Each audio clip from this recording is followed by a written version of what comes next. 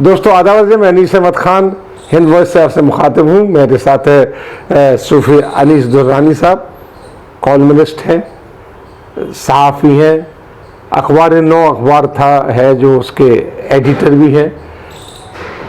बड़ी नज़र रखते हैं कि मुस्लिम समाज में के ऊपर क्या चल रहा है, क्या घटा हो, क्या घटने वाला है।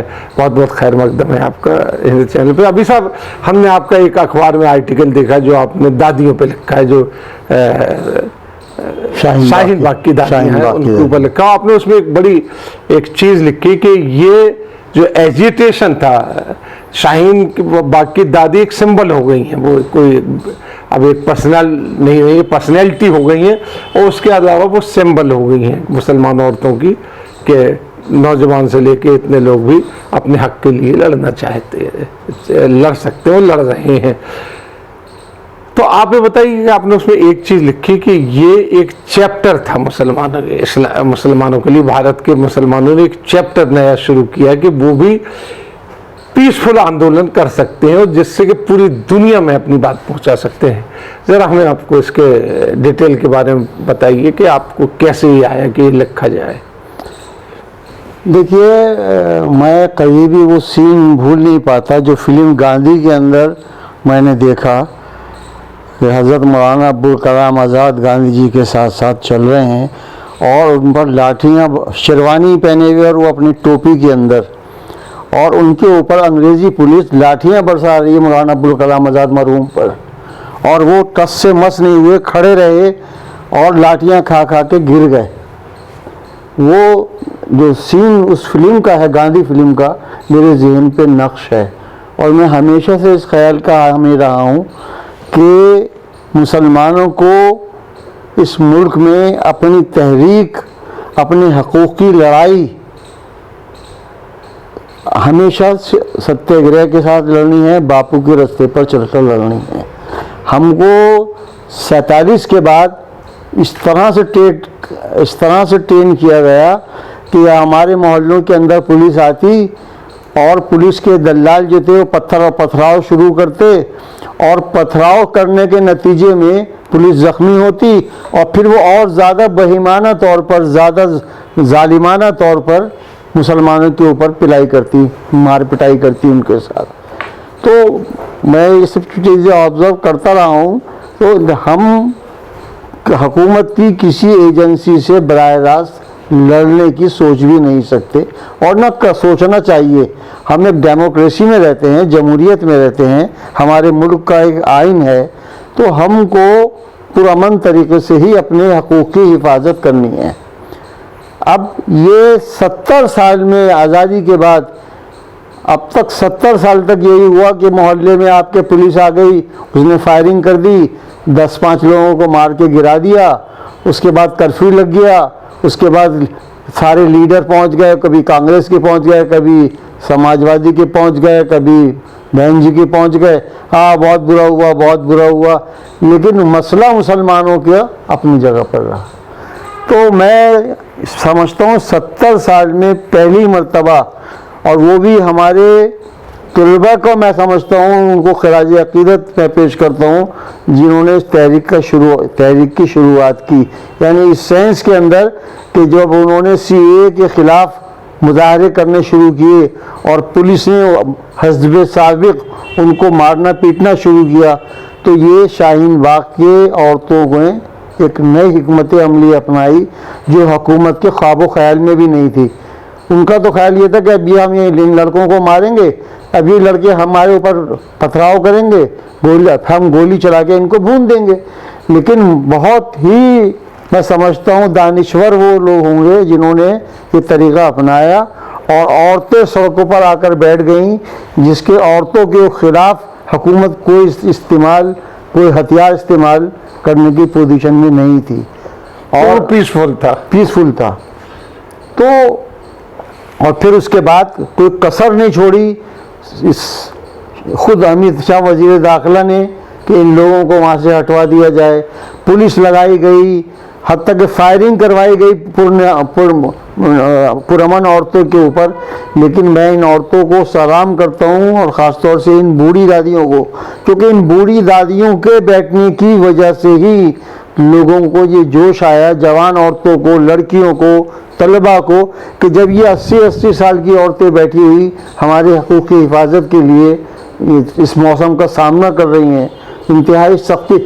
पिछले 100 साल का रिकॉर्ड टूटा था दिसंबर 19 के अंदर में, और उसके अंदर लोग औरतें अपने गोद में लिए बच्चों को लेकर बैठी, पानी बरस गया।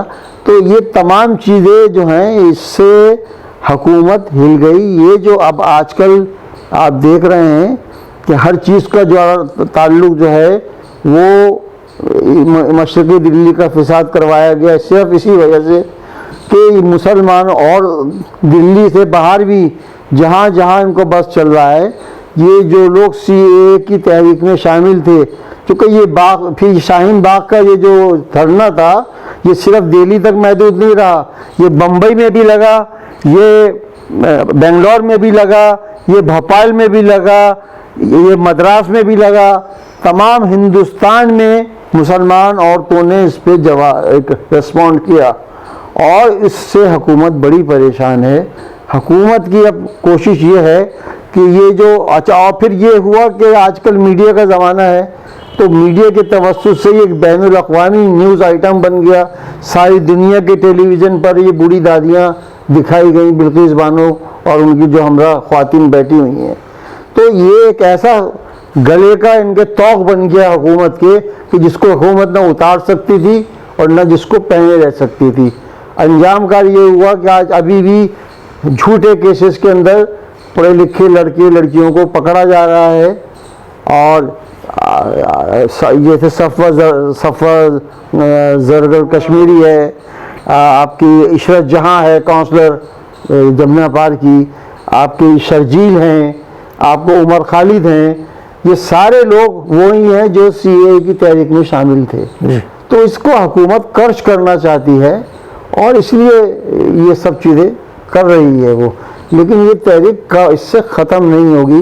लोगों को एक नया हौसला मिला है और पुलिस की गोली से जान शिकार बनने से बेहतर ये है कि पुरअमन बैठकर अब एहतजाज करा जाए और चीज़ों को हाईलाइट किया जाए। अब एक नया बाप शुरू हुआ है। वही मैं पूछना चाहता हूं, नया बाप शुरू हुआ है। आपने अपने आर्टिकल में जो लिखा है कि इससे एक नया बाप शुरू हुआ है, वो नया बाप क्या? नया बाप ये है कि ये अगर अब चाहेंगे भी दोबारा से कानून बना के इन्होंने निमटा दिया है, निमटा अभी भी नहीं है।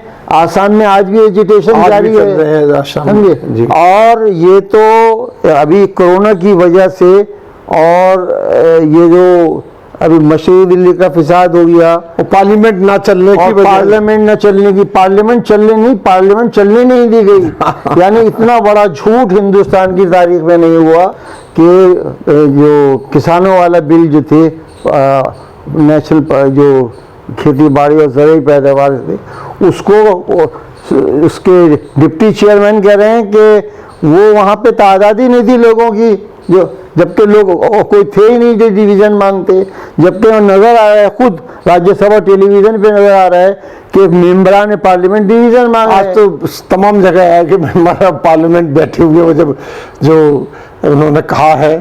मतलब इनको ये ऐसी हुकूमत है जिसे झूठ बोलते हुए ज़रा सी शर्म भी नहीं आती। मैं तो ये हैरान हूँ, दुनिया में तमाम जो हुकूमतें हैं, एक लोक लाच एक चीज़ होती है, एक पब्लिक इमेज होती है, इस हुकूमत को किसी चीज़ की परवाह नहीं है। तो ये मेरे हिसाब से नया बाप लिखा गया है और इसके नतीजे बहुत देर पा होंगे, बशर्ते के मुसलमान किसी गुस्से का, गम का शिकार न हो। इसी साबित कदमी से लड़ाई जारी रखें। आप देखिए बहुत सारे नताइज इस किस्म के एजिटेशन से बरामद होंगे। आखिर में आपसे पूछना चाहता हूं कि इसका असर मुसलमानों पे क्या पड़ेगा, खासतौर पे हिंदुस्तान की? क्या वो अपनी मजलूमी साबित कर पाएंगे? क्या जो उनके ऊपर मुसलमान को मैं समझता हूँ मुसलमान को कोई मजलूमी साबित करने की ज़रूरत ही नहीं है। हर गवर्नमेंट में, हर मिनिस्ट्री में, हर हुकूमत के सीगे में आप जाओ और इंटरनेट पे देखो, आपको मालूम हो जाएगा कि मुसलमानों के साथ किस कदर नाकाबिले बर्दाश्त सलूक किया जा रहा है। उनको नौकरियां नहीं दी जा रही, उनके उनके उनके प्रमोशंस रुके हुए हैं। क्या होता है जब जॉइंट सेक्रेटरी लेवल तक एक आदमी पहुंचता है, आईएएस अफसर जिसको ये लोग कहते हैं कि वो बड़ा की पोजीशन होती है जी जी जी। जॉइंट सेक्रेटरी की। लेकिन क्या हो रहा है इस मुल्क के अंदर कि जब जॉइंट सेक्रेटरी लेवल के पास वो पहुंचता है आईएएस, मुसलमान आईएएस, उस पर कोई चार्ज लगा दिया जाता है। अब वो जब चार्ज लगा दिया जाता है तो उसकी एक इंक्वायरी बैठ जाती है। जब इंक्वायरी बैठ जाती है तो अब वो मेन इंटरव्यू में अपियर नहीं हो सकता। नतीजा रहता है कि वो जॉइंट सेक्रेटरी बनने से रह जाता है बिना किसी कसूर के, बिना किसी खामी के, बिना किसी गलती के। लेकिन ये कि कब तक आप ऐसे हुकूमतें चला सकते हो जो हुकूमतें इंसाफ से काम नहीं लेती, वो हुकूमतें ख़त्म हो जाती। बहुत बहुत शुक्रिया सूफी साहब आपका कि आपने वक्त दिया अपना। आइंदा भी आपसे मुलाकात होती ही रहती है हर हफ्ते। इसी के साथ हम लेते हैं विदा, अगले में फिर हाजिर होंगे।